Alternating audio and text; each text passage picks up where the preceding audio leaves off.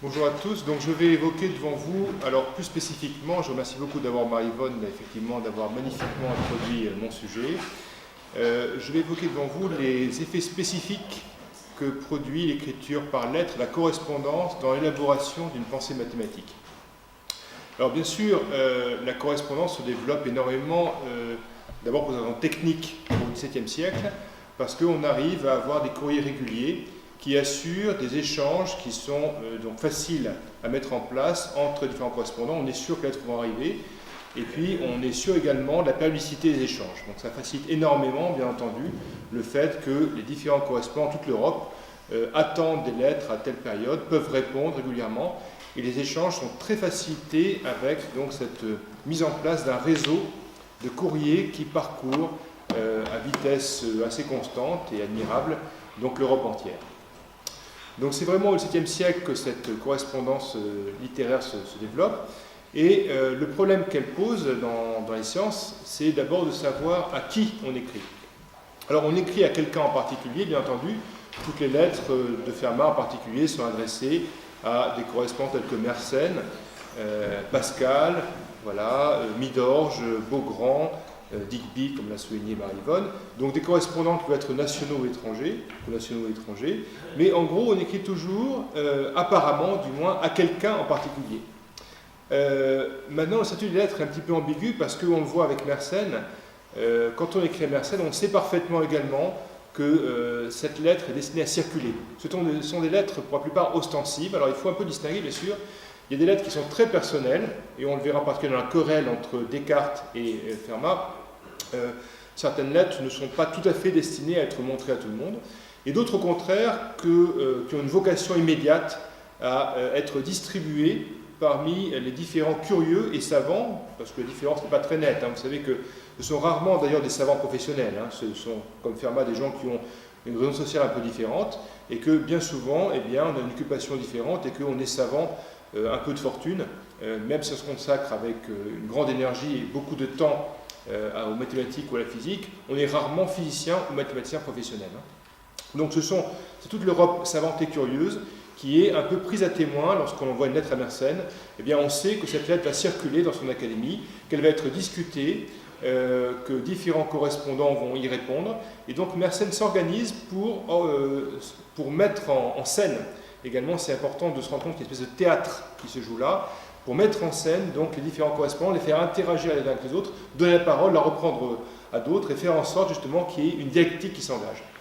Alors c'est important parce que les mathématiques en particulier sont une science qui s'élabore de manière collective.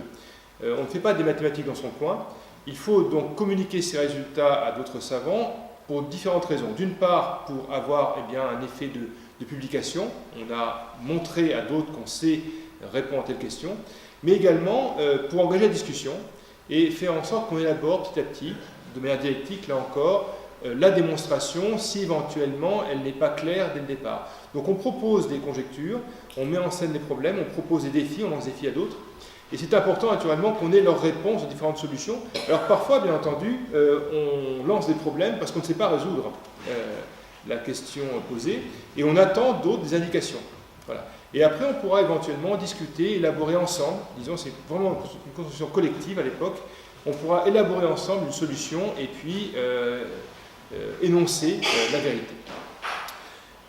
Donc on écrit à la fois à quelqu'un en particulier, mais aussi à d'autres personnes dont on sait vaguement qu'elles seront prises à témoin et qu'elles auront communication de la lettre. Vous voyez, c'est un statut un petit peu ambigu déjà de cette correspondance. Donc il y a des tiers qui interviennent. Alors Mersenne, on sait parfaitement quand on écrit Mersenne que ça sera répercuté parmi toute l'académie et que tout le monde aura très rapidement connaissance et pourra discuter de la véracité des options qu'on propose. Voilà. Donc il y a une séparation, vous voyez, qui n'est pas extrêmement nette entre le statut privé et public de la lettre, et ça c'est extrêmement important à l'élaboration de la science. Alors ce statut de la lettre va également favoriser, puisque sur les lettres qu'on écrit à certaines personnes, le développement des passions. Alors c'est un peu paradoxal parce qu'on peut imaginer que les mathématiques étant affaire de vérité et de vérité démontrée, on ait un statut qui soit extrêmement clair. Là aussi la mathématique, l'énoncé mathématique, ou bien on sait le démontrer, et à ce moment-là c'est prouvé, on n'en parle plus, ou bien l'énoncé est douteux, dans ce cas-là on trouve l'erreur et on démontre la fausseté de l'énoncé. Mais c'est plus subtil que ça, parce que les procédures de validation de la vérité, en particulier dans des questions qui touchent au calcul infinitésimal, qui est un statut encore imprécis, on n'a pas encore développé la notion de dérivation, par exemple, calcul différentiel, tout ça est encore un peu dans les limbes, eh bien, ces procédures de validation ne sont pas forcément reconnues par tout le monde. Donc ça va susciter, bien sûr, bien entendu, des passions. Alors des passions personnelles assez aiguës. Et je vais prendre comme exemple ce qui se passe entre Descartes et donc Fermat. Alors il y a une polémique qui naît donc en 1637 et qui est un petit peu déclenchée par Mersenne d'ailleurs. Alors bien entendu, Mersenne est quelqu'un qui met en communication ses différents correspondants, mais je l'ai dit, il met en scène dans une espèce de théâtre les interventions des uns et des autres, il fait circuler les lettres. Alors c'est très intéressant ce qui se passe entre Descartes d'un côté et Fermat de l'autre, parce que les deux sont réunis de Paris. Paris est vraiment le centre où travaille Mersenne. Il est réuni dans son académie, donc ses différents amis, alors, chez les uns, chez les autres, au couvent des Minimes ou bien chez les particuliers. Et le fait que Descartes soit déjà exilé aux Pays-Bas et que Fermat, lui, reste définitivement à Toulouse ou à Castres, à cette époque-là, eh bien, ça fait que Mersenne est vraiment celui qui va pouvoir récolter donc, les courriers des uns et des autres et puis les faire se répondre. Alors, Mersenne, qui a communication de la dioptrique de Descartes à une date assez avancée, avant même cette publication, donc on envoie les meilleures feuilles à Fermat, et donc cette première question à la dioptrique, Fermat y répond parce qu'il est un petit peu dubitatif sur la méthode suivie par Descartes et le fait que Descartes propose à la fois une vitesse instantanée de la lumière et le fait que la lumière se propagerait moins vite dans l'air que dans l'eau. Donc il y a pas de densité du milieu qui paraît un petit peu douteux à Fermat. Donc Fermat répond à Mersenne, et bien entendu, très très vite, Descartes a connaissance des objections de Fermat, et la querelle s'envenime. Alors je vous lis ici donc quelques lettres d'abord de Descartes, en septembre 1937. Donc Descartes écrit à Mersenne: « Le défaut qu'il trouve en ma démonstration n'est qu'imaginaire, et montre assez qu'il n'a regardé mon traité que de travers. Et si vous aviez envie par charité de le délivrer de la peine qu'il prend de rêver encore sur cette matière, etc., etc. » Donc vous voyez que le ton de Descartes est quand même assez combinatoire. Alors il n'écrit pas directement à Fermat, on verra que le ton qu'il adopte avec Fermat est un peu plus doux, mais en gros, quand il écrit à Mersenne, eh bien, Descartes laisse entendre très nettement que, eh bien, sans doute que Fermat a lu de manière un petit peu oblique son traité, il a lu de travers, et donc il le supplie de le délivrer de la peine de rêver encore cette matière.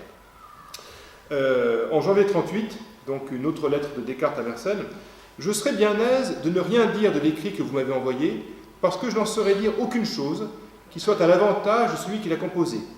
Mais à cause que je reconnais que c'est celui-même, c'est-à-dire Fermat, qui avait ci-devant tâché de réfuter ma dioptrique, et que vous me demandez qu'il a envoyé ceci après avoir lu ma géométrie, etc., à dessein d'entrer en concurrence et de montrer qu'il sait en cela plus que moi. » Alors vous voyez, il le prend très personnellement, et là on sent très nettement une querelle d'ego, Descartes, qui laisse entendre qu'en gros, Fermat ne veut réfuter sa dioptrique, non pas pour des raisons scientifiques, mais simplement pour montrer qu'il sait en cela plus que moi. Et puis après, en janvier 1938, une autre lettre à Mersenne: « Cette chicanerie n'a été inventée par ses amis de Paris que pour lui donner du temps pour chercher quelque chose de mieux pour me répondre. » Alors vous voyez qu'on laisse entendre que Fermat, finalement, a envoyé donc ses amis de Paris, en l'occurrence Beaugrand, Robert Ball et puis le père Pascal, pour répondre donc, à la dioptrique de Descartes, uniquement pour laisser le temps à Fermat de trouver quelque chose de mieux, parce que ses premières objections, finalement, n'étaient pas très sérieuses. Et enfin, en juin 1938, toujours Descartes à Mersenne, il a tâché de réfuter mes dioptriques avant même qu'elle fût publiée, comme pour l'étouffer avant sa naissance. Alors là, on sent vraiment que Descartes a beaucoup d'aigreur contre Fermat et lui reproche très nettement d'avoir essayé d'étouffer sa pauvre petite dioptrique avant qu'elle soit née. Alors, le ton change considérablement en juillet 1938. Alors cette fois-ci, il y a un petit éclaircissement. Donc on finit par reconnaître que c'est juste un malentendu. Et alors là, on lit cette fois-ci une lettre directe de Descartes à Fermat. Alors c'est aussi le fait que la lettre ne passe pas par Mersenne, qui fait que tout d'un coup le ton devient extrêmement poli et on va le voir presque érotique. Donc Descartes à Fermat directement, juillet 1938. « Je n'ai pas moins de joie de recevoir la lettre par laquelle vous me faites la faveur de me promettre votre amitié que si elle me venait d'une maîtresse dont j'aurais passionnément désiré les bonnes grâces. Et vos autres écrits qui ont précédé me font souvenir la bradamante de nos poètes, laquelle ne voulait recevoir personne pour serviteur qui ne se fût auparavant éprouvé contre elle au combat. » Alors là, on voit nettement, voilà, une maîtresse dont j'aurais passionnément désiré les bonnes grâces. Là, on sent très nettement que c'est presque des offres, vous voyez, que Descartes adresse à Fermat. Alors c'est démenti, bien entendu, c'est démenti par les lettres suivantes de Descartes, qui, en 40, laisse entendre très nettement que cette fois-ci, il n'a pas trop envie de lire les objections que Fermat lui adresse à propos de la méthode de tangente, qui est une autre querelle, une deuxième querelle qui naît un petit peu après, pour savoir comment déterminer les tangentes à une courbe donnée. Donc Descartes a une méthode qui est algébrique, et Fermat a déjà entrevu pratiquement, avec cette méthode des maxima des minima, les premières notions de calcul différentiel. C'est encore dans les limbes, bien entendu, mais c'est parce que la science n'est pas encore, la méthode n'est pas encore élaborée, qu'elle est sujette à malentendus et à explications successives. Alors le tort quand même qu'a Fermat, il faut reconnaître que c'est que dans particulier son explication à méthode de tangente à Descartes, il est extrêmement elliptique. Alors ça aussi, c'est la correspondance, comme l'a bien souligné Marivonne également, c'est que dans la correspondance, on est assez concis. On n'a pas envie de trop s'étendre, et donc la correspondance n'est pas faite pour rédiger de très longues démonstrations. On utilise la correspondance uniquement pour communiquer des résultats de manière très brève. On est obligé effectivement de prendre sur soi et puis d'éviter. Et dans ses explications à Mersenne, eh bien, Fermat a pu effectivement manquer un petit peu de précision, et c'est aussi ce que lui reproche Descartes. C'est qu'effectivement, s'ils avaient réussi à s'entendre un petit peu auparavant, peut-être que tout le monde aurait fini par oublier cette querelle. Alors ça reste quand même cette embûche entre les deux. Donc cette fois-ci, Fermat qui répond à Mersenne et qui essaye de calmer un petit peu les ardeurs guerrières de Descartes.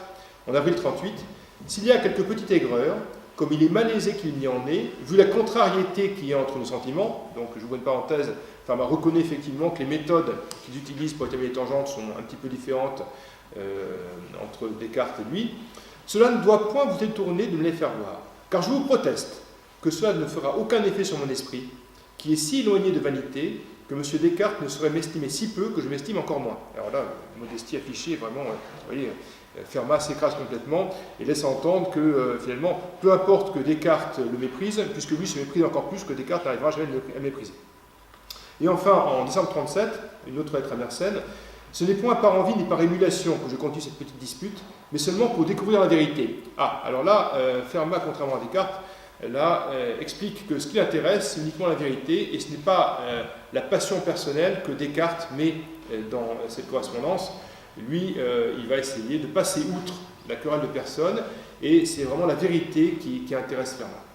Et enfin, en février 38, alors là, c'est un petit peu Fermat qui est un peu lassé des objections toujours personnelles de Descartes. Je ne vous enverrai donc plus rien pour M. Descartes, puisqu'il met des lois si sévères à un commerce innocent. Alors, cette querelle qui est très personnelle, on le voit à travers la correspondance, et c'est ce que facilite justement l'échange par lettres, et de plus le fait que Mersenne serve de médiateur, on peut se lâcher devant Mersenne, vous voyez, plus facilement qu'on ne le fait lorsqu'on a un commerce direct.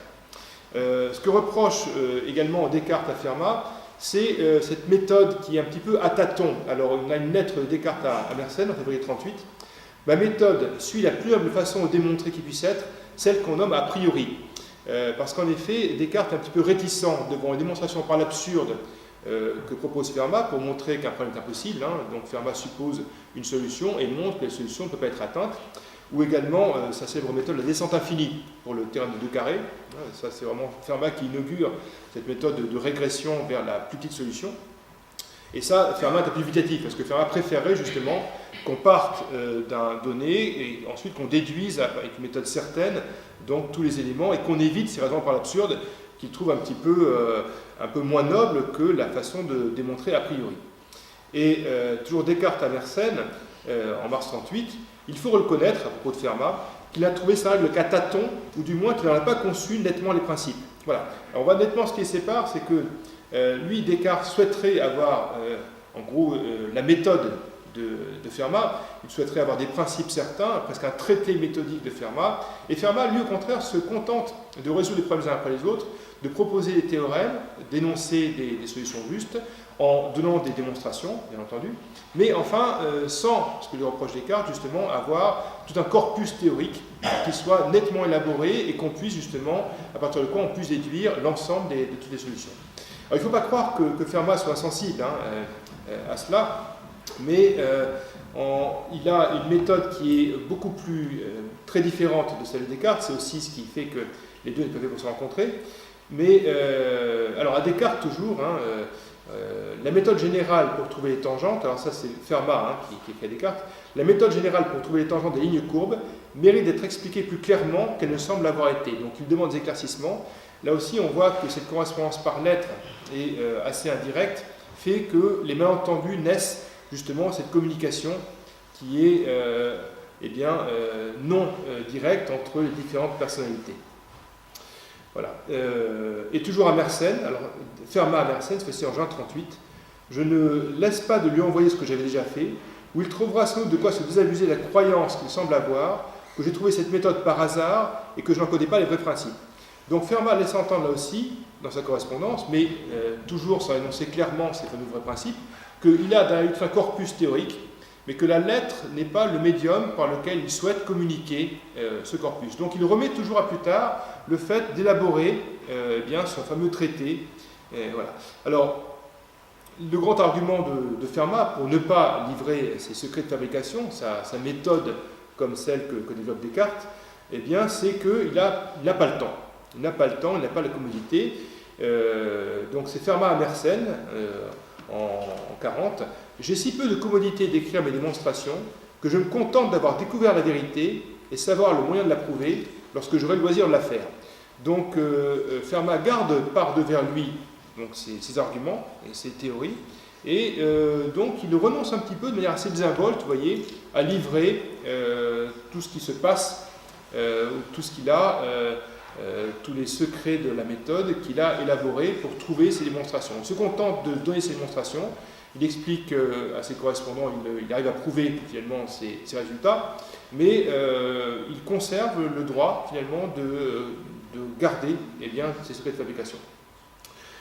Toujours Fermat, cette fois-ci, à Mersenne encore, je ne doute pas que la chose ne puisse se polir davantage, mais je suis le plus paresseux de tous les hommes. Alors c'est une excuse qui est bien sûr à la fois désinvolte et un petit peu difficile à recevoir, parce que Fermat est tout paresseux, mais il prétend être paresseux, n'avoir pas le temps de rédiger ses réponses complètement, et à Sainte-Croix en particulier, c'est en 38, j'ajouterai la démonstration au conditionnel, mais le temps ne le permet pas. Bon, voilà, il n'a pas le temps de ses occupations, donc il est occupé par autre chose. Alors d'ailleurs, il y aurait tout un traité à écrire sur le manque de temps des mathématiciens. Vous vous souvenez de la fameuse lettre d'Évariste Galois, je n'ai pas le temps, lorsqu'il cherche à expliquer donc, les fondements de sa théorie, d'un lettre de Galois avant de se battre en duel.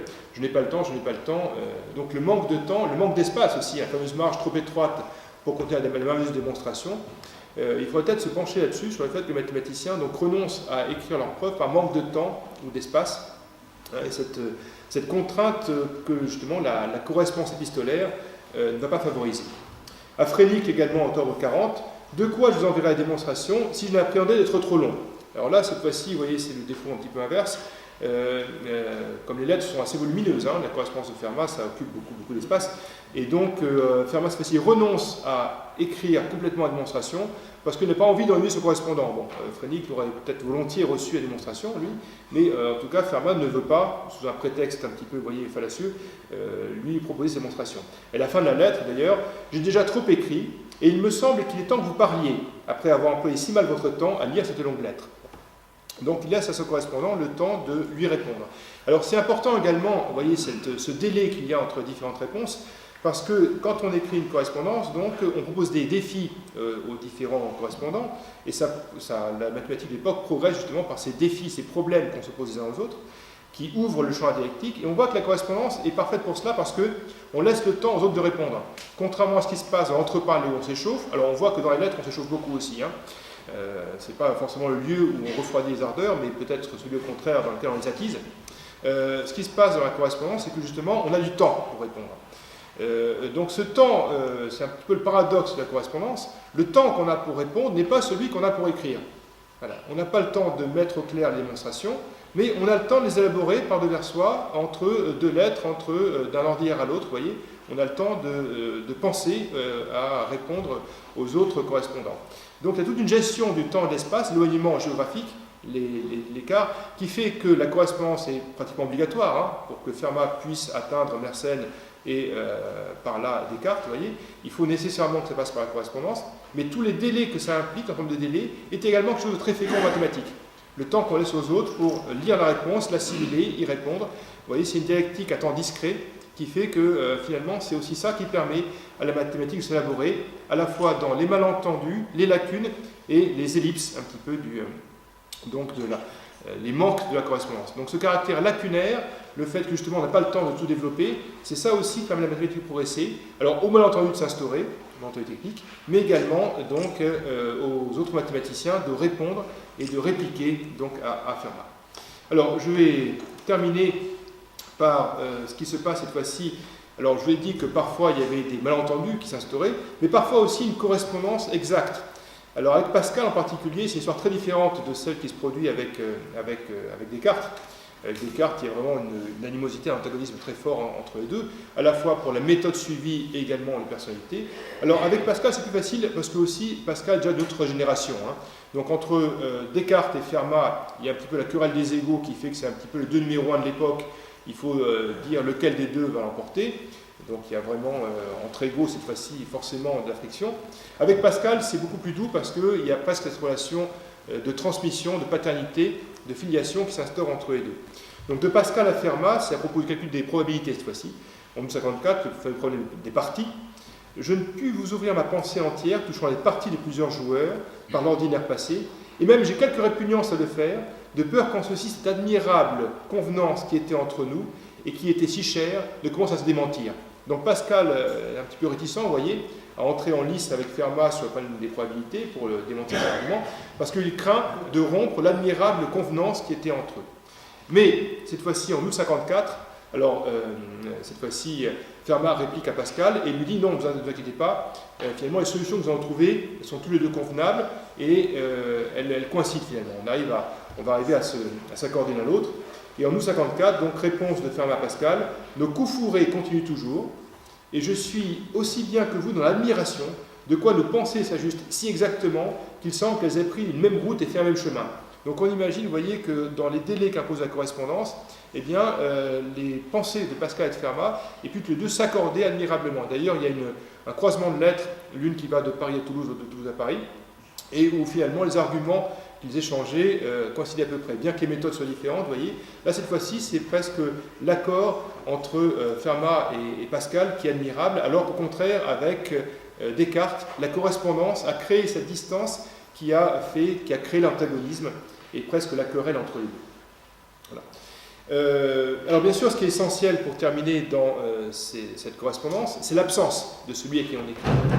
Je dis qu'on écrivait à quelqu'un qui n'est pas là, essentiellement, et cette lacune, cette absence essentielle du correspondant, c'est ce qui fait que ces lettres également attisent le désir. Alors le fait qu'on pose des défis, ça veut dire aussi qu'on incite les autres à répondre, à chercher, et dans toute lettre, bien sûr, le fait qu'on écrive à quelqu'un en particulier, il y a ce phénomène de désir qui est similaire pratiquement à une relation personnelle qu'on entretient avec le correspondant. Alors ça fait penser un petit peu à cette absence du correspondant, qui est le fondement même de la correspondance et qui fait qu'on entre avec lui ou bien en querelle comme Descartes, ou bien au contraire en convenance comme Pascal. Eh bien c'est ce qu'on trouve pour terminer chez Madame de Sévigné, donc dans une lettre de 1677 à Madame de Grignan. « J'aime à vous écrire. C'est donc signe que j'aime votre absence. Voilà qui est épouvantable. Ajustez tout cela et faites si bien que vous soyez persuadés que je vous aime de tout mon cœur. » Et voilà un petit peu ce qui se produit naturellement entre les différents correspondants. C'est l'absence finalement de celui à qui on écrit qui fait qu'on arrive à avoir une relation scientifique féconde. Et c'est cette espèce donc d'écart, d'ambiguïté, de réseau, d'absence et également de relations presque amoureuses qui a permis à ces mathématiciens à la fois de correspondre, de se mésentendre, mais également de s'accorder, comme ça a été le cas entre Fermat et Pascal. Voilà, je vous remercie.